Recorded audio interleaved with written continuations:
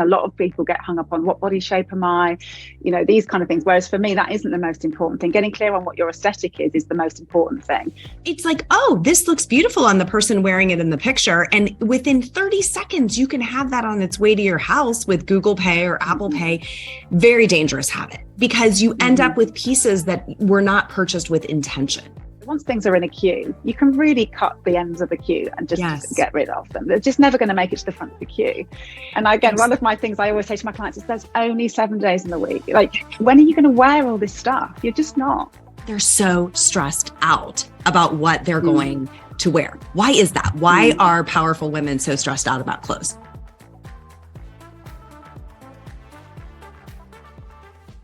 This is episode 273 of the Brilliant Balance podcast. And today my guest is Lizzie Edwards.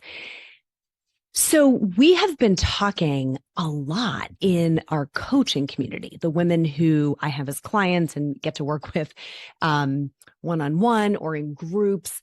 A topic that has just been a really big theme this year is executive presence. So a while back, we had Liz Bruner on the show. If you heard that episode, and she talked a lot about how to telegraph executive presence. And one of the discussions that sort of ensued within the coaching community was, we probably would love to hear from a stylist, someone who really understands how to help us dress in a way that projects the image that we're interested in projecting.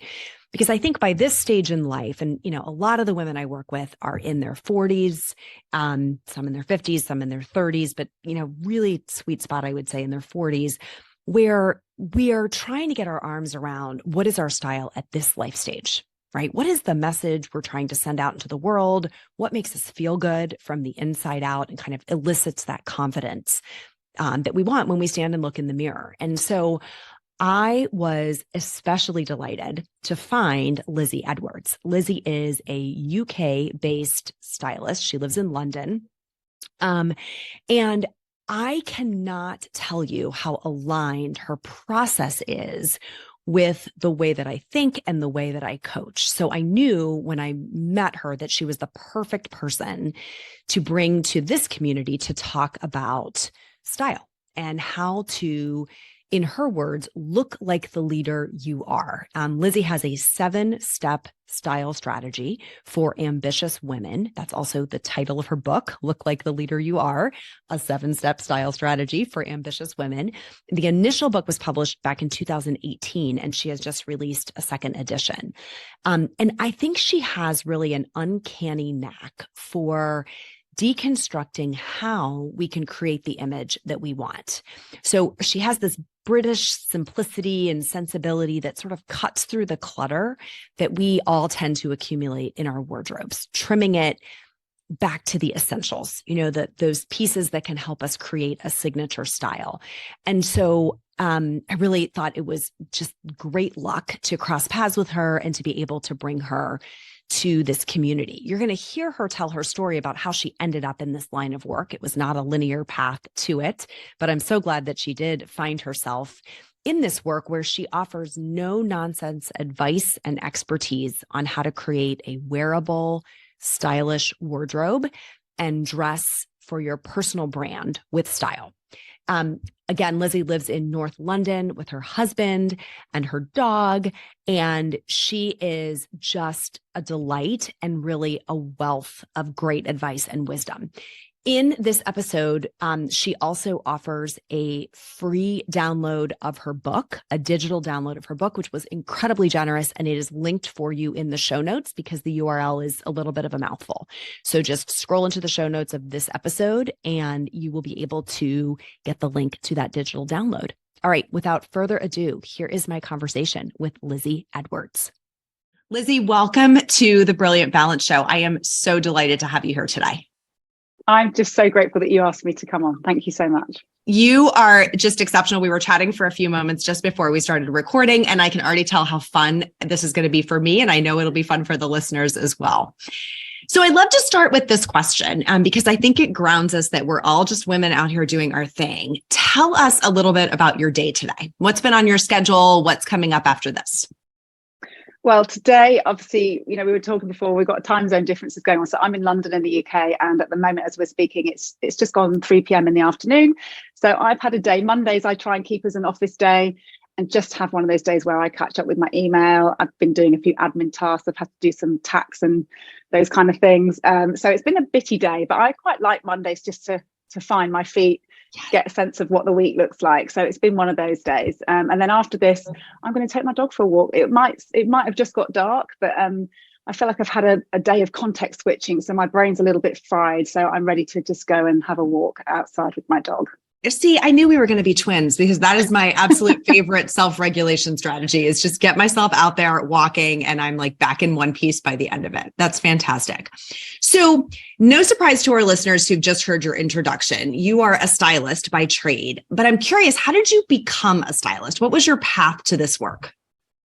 Wow. So quite a long one in that I had a long time before I started being a stylist of kind of not knowing what I wanted to do. And although people think that my previous life was quite linked to the life of a stylist, it kind of isn't really, but I'll explain a little bit. So I spent my youth, when I left school, I went to college to study fashion, and then I ended up being a fashion model, for quite a number of years into my mid-20s. I didn't really have the best of time. This is like the early 90s. But by the end of that, I was almost desperate to just go and learn something. So I went to university and did a degree in communications. And I finished that and went and got what I would call, quote unquote, a proper job in the media industry, in advertising, commercials. And it just wasn't really for me. But I just didn't know what I wanted to do. And it's quite a hard sort of few years of just, I don't know if any of your listeners or, have been in this position, but when you just don't know what you want to do. And by this time I was in my early 30s, and it was quite a hard time. And in the end, I worked with a career coach, and I am such a massive coaching fan. And I have had coaches almost on and off ever since, because this career coach literally helped me change my life, because she helped me uncover all of, I don't know, Steve Jobs talks about it in that speech that he did about the dots that joined up. And it's kind of, now looking back, people think it was obvious how I've ended up where I am, but at the time it didn't feel obvious. But she, one of the passions was, I did like shopping, but I was more of a browser. Like, I like looking around. I love finding that thing, when you're like, oh my God, how amongst all of this nonsense in the shops is this amazing thing that I found. And actually, weirdly, I only came to this realization a couple of years ago, that my modeling days actually helped me kind of build up this 10,000 hours that you hear about, because I had so much time to kill between appointments. I had go-sees and appointments in the centre of London, and I might get an appointment at sort of 10 a.m. and then not have another one till 4 p.m. And this is back in the early 90s. There was no mobile phone. You didn't have friends to meet up with. I'd just be killing time. And I'm killing time sometimes just wandering around the stores and looking at clothes and things like that. So although I had this, fashion teaching, when I did a BTEC in fashion, then I was a model, and then I had these hours browsing.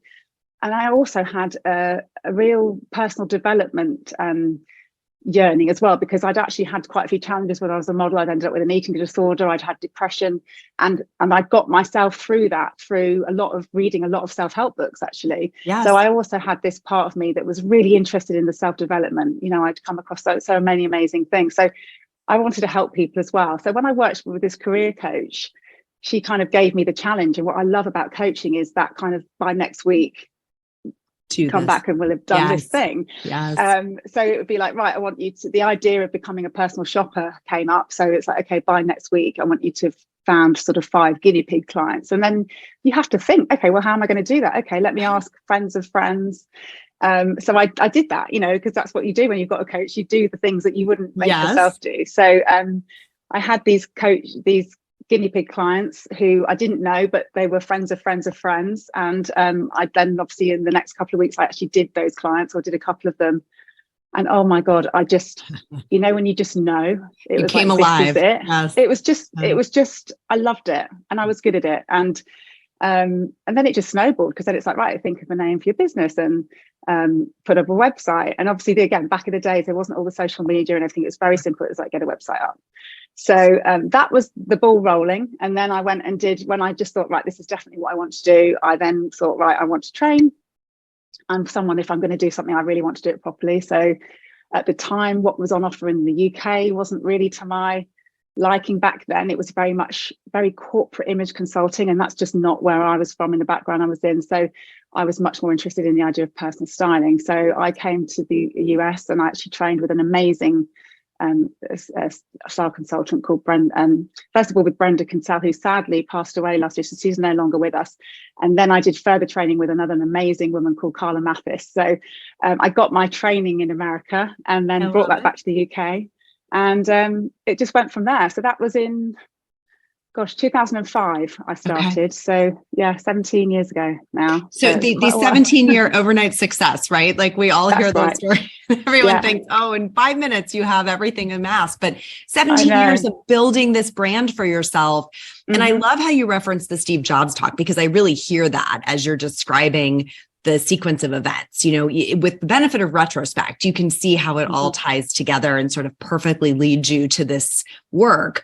But as you're living it, it doesn't feel that way. And I think so many of our listeners can probably relate to being in the middle of that story, trying to piece together, well, what could I do? You know, with the credibility. Clearly you were immediately credible, right? Because of your background as a model. I'm sure instantly everyone's like, oh, well, she'll know everything, right? Whether that's which is hilarious, because actually it's actually probably the most irrelevant thing. Because they trust really, you. Because right. And actually, you know, you've almost got there's nothing to do with you. And also the interesting thing is, well, that's the sort of styling that I'm totally not interested in. I'm not interested in fashion. Again, people find that quite strange. Right. It literally leaves me I'm not interested in. I like finding an amazing kind of coat to walk my dog in, for example, is much more of a thrill to me than getting the lady. It's an interesting, I'm just not really interested in high fashion. But that idea of all of those different things coming together. And actually the other thing I have to say that often is so overlooked, and I'm sure it is in lots of industries, not just styling, but it's a people person job. You know, you could be having the most amazing taste, but if you haven't got rapport with people, then you just can't get out the blocks. And yet, let alone all the other things we need to do, be a web builder, a graphic designer, an accountant, all of your listeners who have their own businesses know that the thing you actually do that is the kind of label you probably do only 10% of the time. It's that, I have to be honest. I'm styling but I think this is a really important point, because you can hear it even in your voice, how you want to almost disassociate from that child. Like, that's not what my credibility is. And yet the front door credibility, the thing that makes people instantly say, I think she can do this, right? Is when people see you have a look together and they have that dot from your background. And I think a lot of us disavow some of the pieces of our background that we're like, but that's not the thing that makes me me. But if it does externally, it actually matters a little bit for branding. And I think that's really a dovetail with your work, which is, look, I'm not the sweater I'm wearing or the way my pants fit, but it is a part of that kind of immediate impression that people might gather. So I think it matters even when we want to disavow it, you know? I totally agree. And also what I found interesting is that so many times I'd be with a client, and even up to recently, where, you know, and I haven't modeled, I'm 51. I was 2019, 2021 then. It's still a thing that people, once we're sitting down to have a sandwich at lunchtime, they'll go, so, you know, when you were a model, you know, because it's the thing that people they want to talk about. In. And very sexy. You know, it's an industry that people, it's very different now to how it was there. But yes, you're absolutely right. The things that are important and that they're all part of the jigsaw puzzle, aren't they? That make you you and make you unique, which again is why no one's really in competition with each other. We're all so different, doing the same on surface, the same job. But you know, again, particularly with styling, there's so many different stylists, all have different style. Yes. So, you know, you're going to be drawn to the person's background, but also the person's personal style. Yes.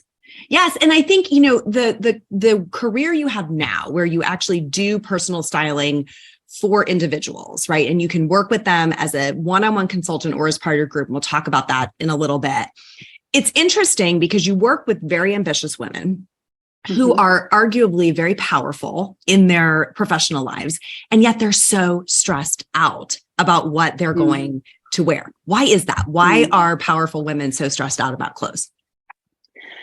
I think the main issue is time.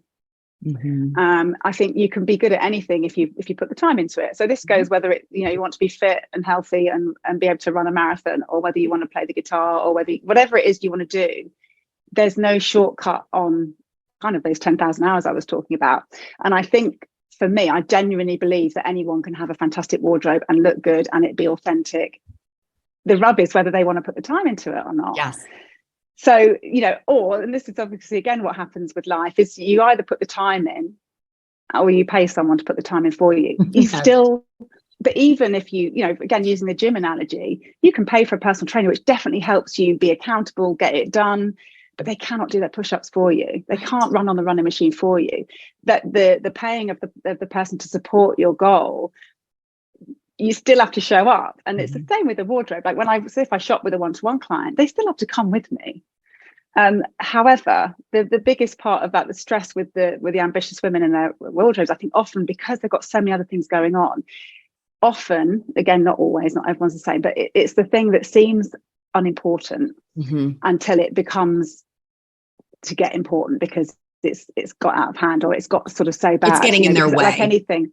Yeah. Right. If you keep maintenance up with anything, whether it's mowing your lawn, if you don't mow the lawn for 6 months, you've got to hire someone to come in and trim the whole thing and start again. And it's a bit like with the wardrobe. If you keep on top of things and you put a little bit of time in regularly, that's the thing. But a lot of women, when they're so busy, and I don't have children, but I see it amongst my friends and my clients, it's they're very ambitious. They've got a busy world at work. Now the pandemic's over, maybe traveling again. So again, I say in my book, if you've got a lot of balls you're juggling, often the clothes and wardrobe is the ball that gets dropped. Yes. And again, one of my sort of sayings is you don't have the time, you have to make the time. And so often, the idea of being too busy for anything that we want to do in life, if it's important enough, we will make the time for it. Yes. So if it's really bothering you that much, you could just not spend an hour on that latest Netflix show and actually say, I'm going to spend an hour putting some outfits together. Yeah. But, again, and we do for the things we really bother about. So often my question is, how much are you bothered? Because when are you really bothered, you will do it. And I think there are probably some mistakes that when I read your book, I heard you outline some mistakes that I think typically probably people are making when it comes to their wardrobe that is diminishing their image. You very much, from my read, ascribe to a less is more approach, right? Knowing yourself, having fewer things that you really love, that makes it simpler to kind of navigate your closet in the morning and get dressed. I think that approach is appealing because sometimes just the sheer amount of stuff that we have in our homes or in our closets, right? Or the amount of calendar activities we have in our lives, like we just have such a difficult time making choices. So can you just name a couple of the biggest mistakes you see people making that really diminish their image?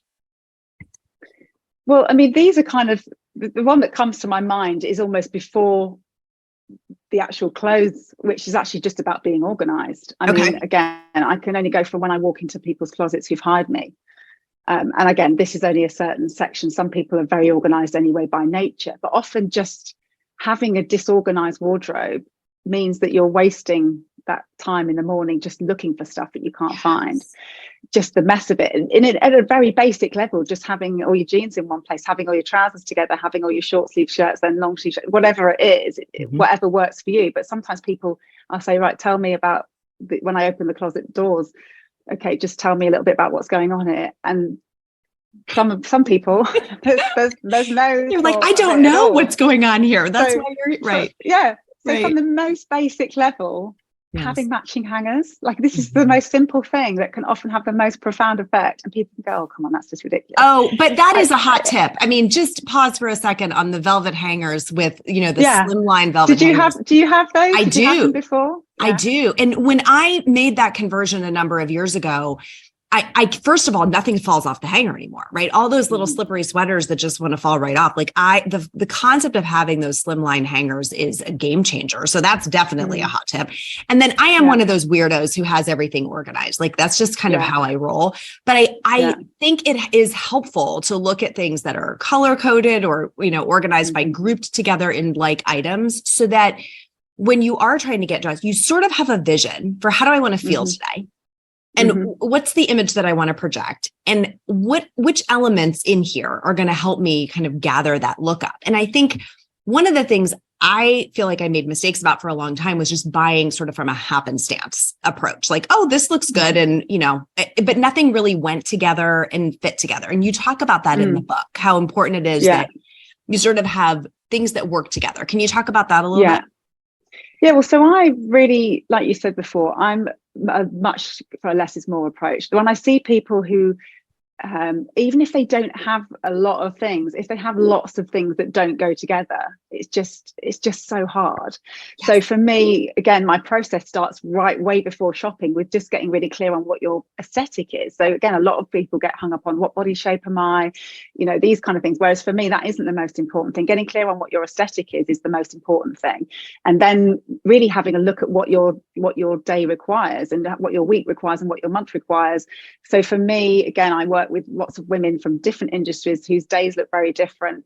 And often, especially again, post-pandemic, looking at what that week breaks down into, like how many days are very casual, how many days are smart casual, how many times are they going to need a dress for going onto a stage, or, just really getting clear on what it is and looking at what the wardrobe looks like in relation to that and seeing where the gaps are. But then having the idea of having a signature style, so that and again, it can be quite flex depending on the personality. If somebody is someone who really wants the minimum fuss, isn't particularly interested in clothes, I would just say, look, have one or two what I call style formulas where you go, right, I like it when I wear a silk shirt with a pair of slim fit trousers and a pointed flat. Like, so something as simple as that. And then you just repeat that. So you might have a few of those trousers in different colors and a few of those blouses in different colors and a few of those shoes in different colors. And then it's already, you've got 9 items and you can mix and match to a million different combinations. That's the most simplest form. And then you build on it. But the most important so just pause for 1 second, because you dropped so much gold right there. And then it's so natural to you that you're going to skim right over it. So I want to double click on that. Just think about that for people listening, how simple this is. She said, if you look at yourself and you're like, I like how I look and feel in a silk blouse and a pair of slim trousers and a pointed flat. 3 of each of those gives you this, in colors that coordinate, fabrics that coordinate, gives you this combination of outfits that you can piece together and know I'm in a formula that's going to feel good for me virtually every day. I think we way overthink the numbers of things that we need in our wardrobe, right? So when I hear you say that, there's a little formula that people can grab onto at the simplest end. And obviously it gets embellished from there if you like to play with this, but the simplest end of maybe even having a few of those formulas that work for you. Are there others that come to mind right away where you're like, oh, this is another one that seems to work for lots of people? Well, I mean, that's probably the most common one. And then just obviously the minute you've then put a couple of jackets into the mix there, maybe one of the kind of tweed or boucle ones with different colours in that mix again with your colour palette. I mean, you mentioned colour and I haven't mentioned yet that getting your colours done or just learning what they are on a very top level way, doesn't even have to be down to the subcategory of whether you're a soft autumn or just even generally, I'm warm and I'm light or I'm dark and I'm cool. Whatever. I mean, these terms might not mean anything to anyone, but those just on that level where you can actually have a palette that goes with each other. And what that means, and back to your point about saving time, when you walk in a store and you know what you're not looking for, you can just walk out again. You can just almost go, right, I know that I'm looking for these kind of tones. I can walk into a store and almost go, no. Oh, there it is. Again, when you're shopping with intention and you've decided that your signature style is, say, for example, again, someone's signature style could be a color palette, not even necessarily a style. So not just the slim trousers that go, I'm just going to wear navy trousers. Okay, so you might want a long wide leg. You might want a short crop slim leg. But when you walk in a store and you're just looking for navy trousers, you can just almost go, no. And you just go into the dressing room with only navy trousers and you just concentrate on buying a few pairs until they're done, ticked off, and then you move on to the next item that you're looking for. It's like instant curation, right? If you think about how a lot of us shop for groceries, I think we're very accustomed to doing, a lot of us, we know, okay, this is the brand of this that I buy, or this is the, I want the one with the high protein version of pasta or whatever. Yeah. And it helps you, if you really step back the next time you go to the grocery store and look at how many options are you immediately sort of riffing past because they're not for you. The same thing can be done in a clothing store, but we don't do it. Yeah. We don't do it. It's funny because you say that, because Brenda Kinsella, again, my first mentor, she used to call it a style recipe, what I call a style formula. And it's a recipe. It's like you add this with this, and then you add a scarf, and then you put a jacket on, and then you've got this mix and match situation. But again, people overcomplicate it because there's no thought up front. And again, your analogy of just going to the supermarket and buying groceries for a recipe, you know, I'm obviously not wired like you. I'm someone who with my food, I use a thing called Gusto where they give me the recipe and I cook it because I'm the sort of person that does walk into the supermarket without a list, and I do buy random things, and then I never really have a proper recipe, and I waste food and I throw it away.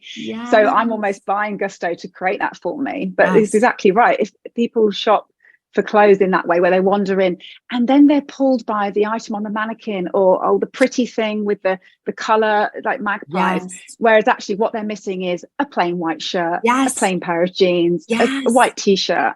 I loved your really basic things. Your guidance of saying, you really encourage the readers, like, stop responding to the sale emails and the text notifications from these retailers. And I think that is probably really important for us to spend a minute on, because it's like, oh, this looks beautiful on the person wearing it in the picture. And within 30 seconds, you can have that on its way to your house with Google Pay or Apple Pay. Very dangerous habit, because you end up with pieces that were not purchased with intention. And what I'm really hearing you talk about, and this is why I loved your work, Lizzie, it dovetails so beautifully with my own, is the intention sits at the root of this. You know, there is a plan, there's a vision, you're steering toward it.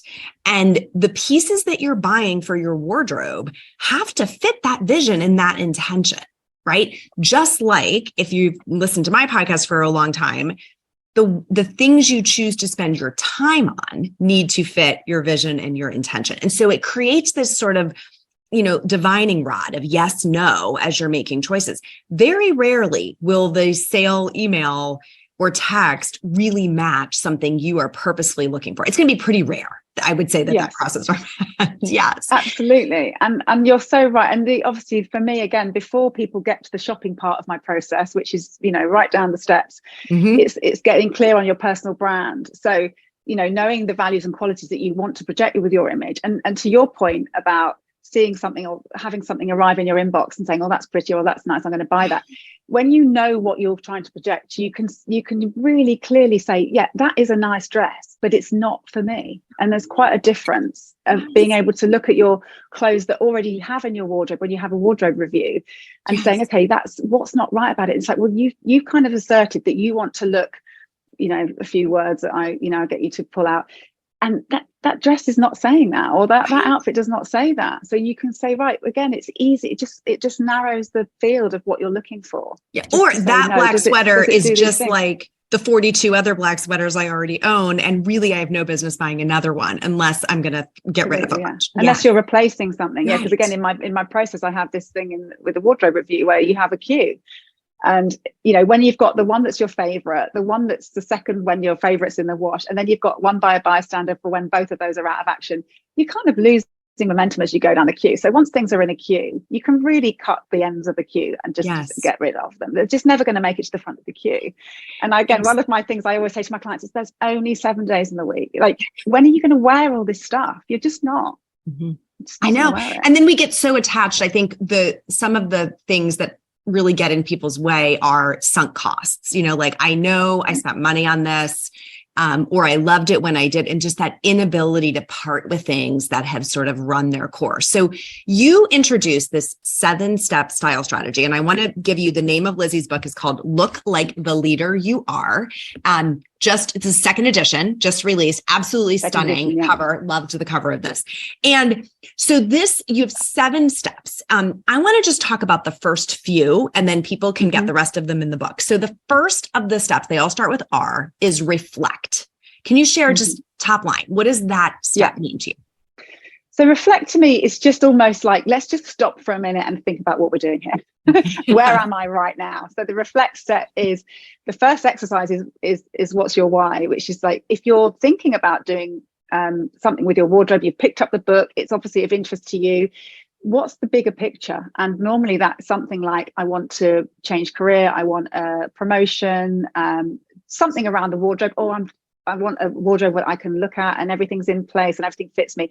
There's two looks. There's the look at your career, there's a look at your wardrobe. Because obviously the thing is, if we want to kind of make progress on any goal, knowing where we're headed is so important. That's what I believe. So just having that as a front of mind. Otherwise, we're not going to say no to that another sitting in front of another hour on a Netflix program or something, because we're going to have to make the time. Yes. Like I was saying before, you won't have the time. You have to make the time. So knowing why you're doing it.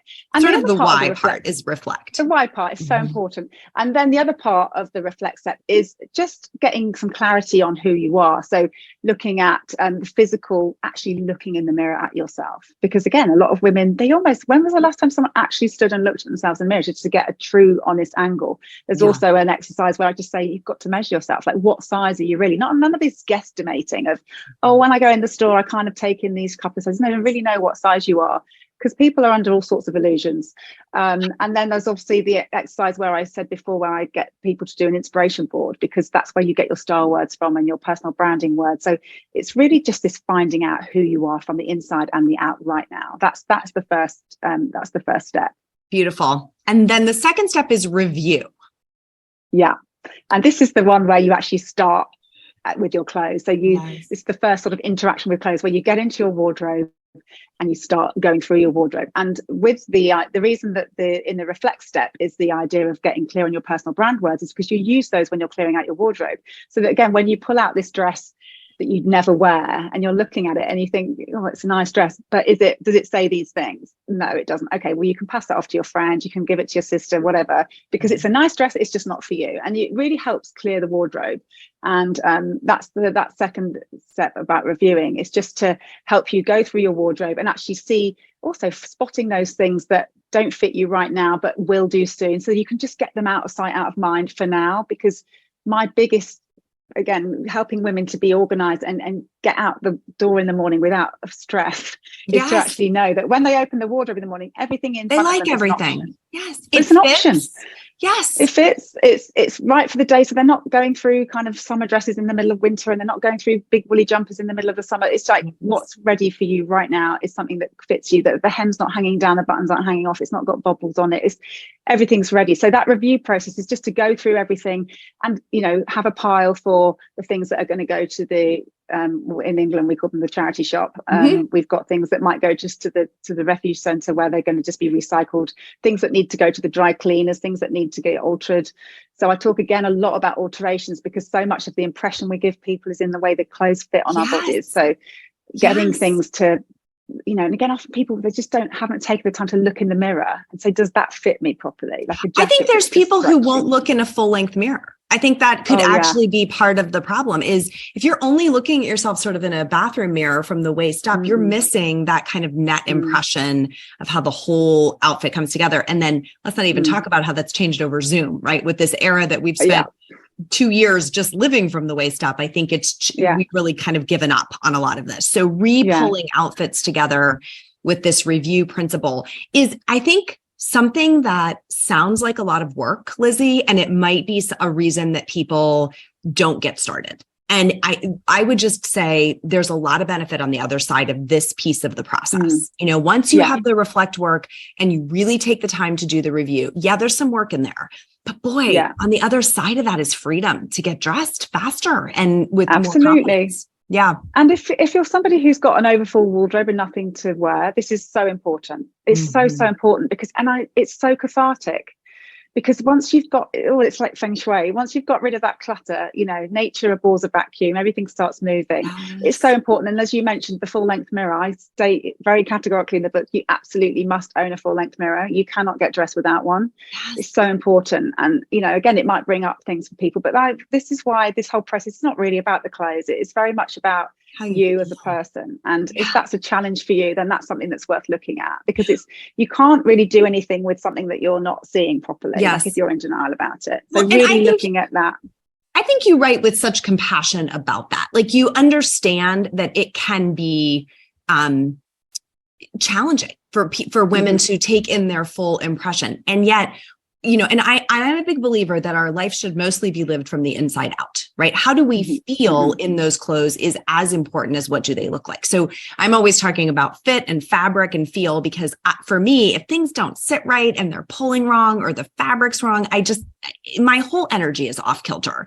And I think that's in your work is not just what does it look like, but what does it feel like? Because that is so much of the brand we're going to telegraph is how's it making us feel on the inside? Absolutely. And going back to the point about having lots of things or having less things is that for me, the less you have, the more you can invest in something that you really love. You don't need 5 jumpers if you can just buy one really lovely one that feels really good. You're going to have it for much longer. And again, one of the things I talk about a lot is quality. And I have to say that it doesn't mean that I'm only talking about spending money on very expensive brands. For me, it's just quality for me is something that will last a lot of wears, that will last a number of seasons, that you will enjoy for a long time, and that feels nice on. So that could, I have some amazing jackets from Zara that are quality, but they're still high street, but they're still good quality, and they've done the test of time, and they've definitely been fantastic on a cost per wear. But back to the clearing out the wardrobe, the review, it's so important just to have that clarity. And like you say, if it is overwhelming to, like when I do it with a client, I go there, we're doing it, I'm helping them in a number of hours. I might be there the whole day, half a day or a whole day. But if that's too much, one of the things I talk about in the book is just to take one section at a time. So even if the first thing you do is reorganize your clothes into order so that you can then say, right, today I'm just going to do my black trousers. Right. And then another day you can break that off and you can go, today I'm just going to do my pants drawer, knicker drawer, you'd call it. So you can make it into chunks. The most important thing, if you decide to make it into chunks, that you keep it consistent so that those chunks are moved through quite quickly. So you say, right, I'm going to spend one little bit a day over the space of 3 weeks. And what I hear you talking about is momentum, that, momentum begets momentum. So just getting started on this does sort of give you the energy to continue. And so that would be my encouragement to everyone listening is, this is a great time of year to be thinking about this. And so opportunity to clear some things out, get them reorganized. And then I want to talk about one more R, which is rethink. So can you share a little bit about that one?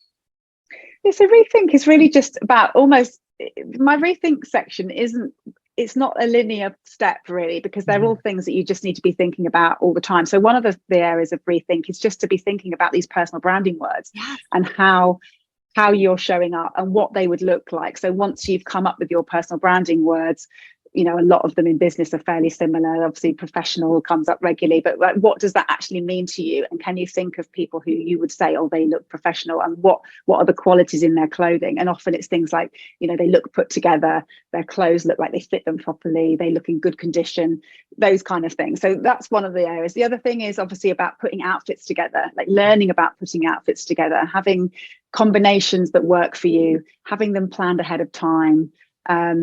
I'm trying to think what else is in my rethink section. No, that's great. I mean, there's so much. I hope what everyone listening is taking away is the depth of wisdom here. When you find somebody who has made it their life's work to know kind of everything there is to know about a subject area, and then is willing to unpack that methodically and share it with you, like that is a massive time saver. And so crossing paths with you, Lizzie, it's like this book is the step-by-step guide to making it happen. A process that a lot of people are struggling to sort of find their way through on their own. And so I would just, my audience is time-starved. It's what I loved about your book is that there is a process here that can help you do this faster and with fewer mistakes and with less pain, right? It's not no time. Like you said, you have to put some time in, but your likelihood of success is much greater because there's a guide sort of behind the process. So that's a great place for you to tell us, where can people find your work online? And I understand you have something special for them today. Yes, so online you can find me on, I have a YouTube channel, and my commitment for 2023 is that I'm going to be showing up there a lot more.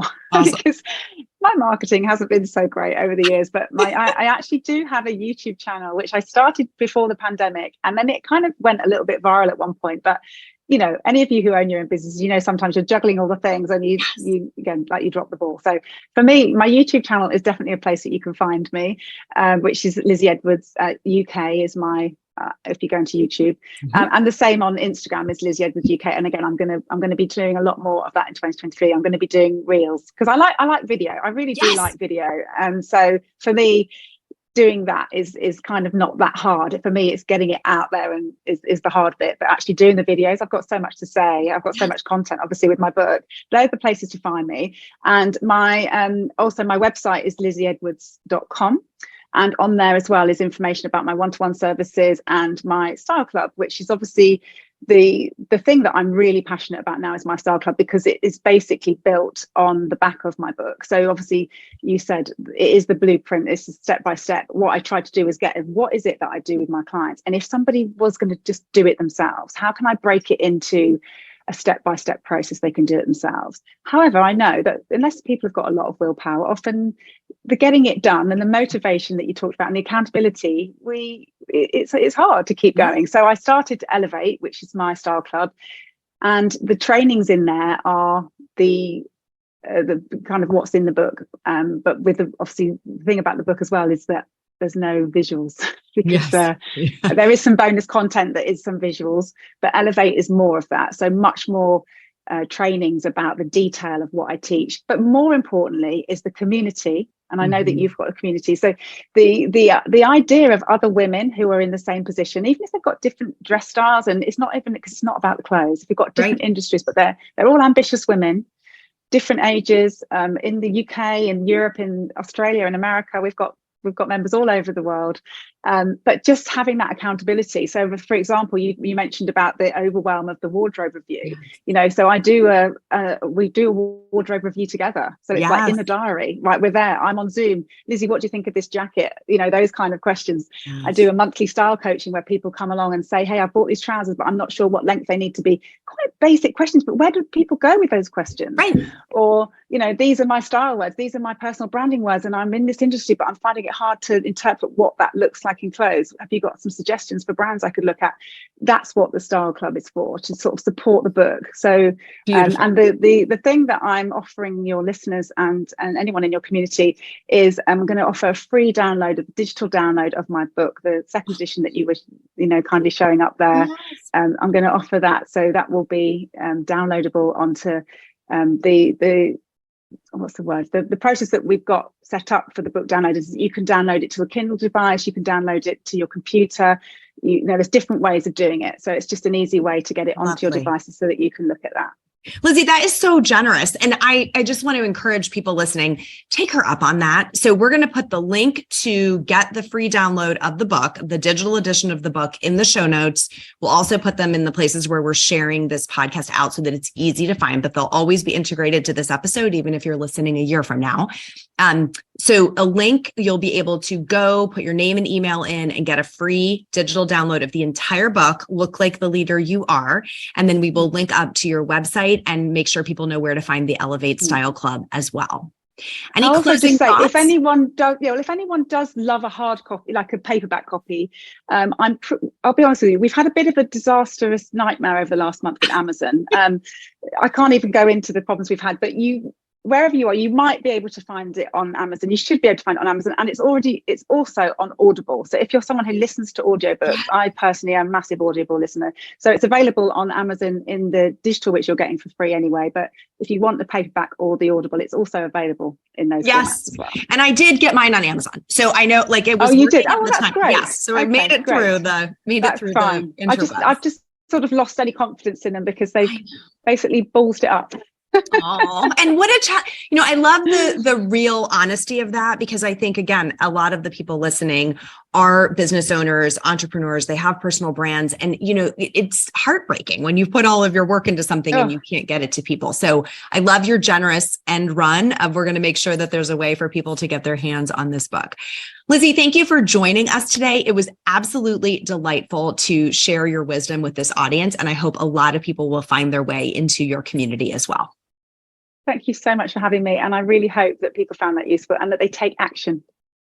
Okay. I hope you got a lot out of this episode and that you are fired up to go and spend a little bit of time in your own wardrobe, taking out the old, right? Some things that are no longer telling the story that you want to be telling, and creating space for maybe some new pieces that you're going to fall in love with and that will really help you carry yourself out into the world with confidence and grace and telegraph exactly the image that you want to the people that you encounter.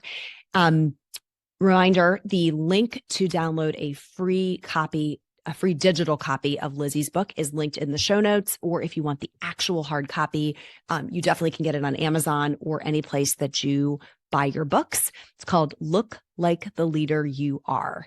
That's all for today, my friends. Till next time, let's be brilliant.